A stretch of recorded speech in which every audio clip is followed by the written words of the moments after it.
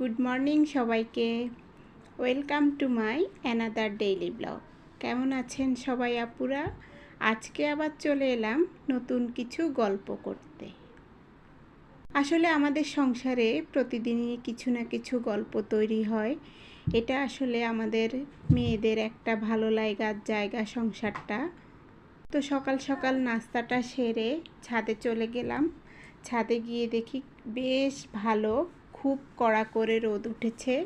তাই ভাবলাম আচারগুলি একটু শুকিয়ে নিই, কারণ আচার রোদে দিলে আচারগুলি অনেক দিন পর্যন্ত ভালো থাকে, ফ্রিজে রাখার প্রয়োজন হয় না। আর আমি এমনিতেও আচার ফ্রিজে রাখি না, বাহিরেই রাখি, সেজন্য আমি মাঝে মাঝে রোদে দিই। আর ওগুলি হচ্ছিল আমি কালোকেশি পাতা রোদে দিয়ে শুকিয়ে নিয়েছি গুঁড়ো করে। এগুলি আমি যখন মেহেদি দিব তখন সাথে চুলে ইউজ করব।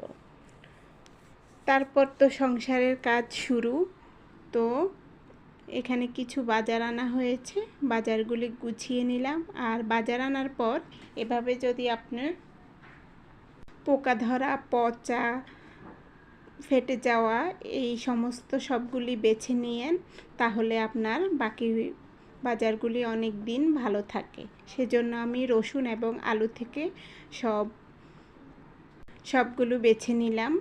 এই যে আমার মেয়েটা এখনও ঘুমাচ্ছে, এখন কিন্তু বেলা 11টা বাজে। তারপর ভাবলাম একটু সেলাইয়ের কাজ আছে, কাজটা একটু সেরে নিই, কারণ রান্নার পরে আসলে আলসামি লাগে আর কাজ করতে মন চায় না মেশিনে বসতে, সেজন্যই আগেই করে নিলাম। তারপর এই যে ভাত আর ডালটা বসিয়ে দিলাম। আসলে আমরা আমাদের জীবনে কাজটাকেই বেশি গুরুত্ব দিই। আমরা মেয়েরা কাজ করতে করতে নিজের যত্ন হারিয়ে ফেলি। সংসার এমন একটা জায়গা, সংসারটা হচ্ছে মেয়েদের আবেগ, ভালোবাসা, মায়ার জায়গা।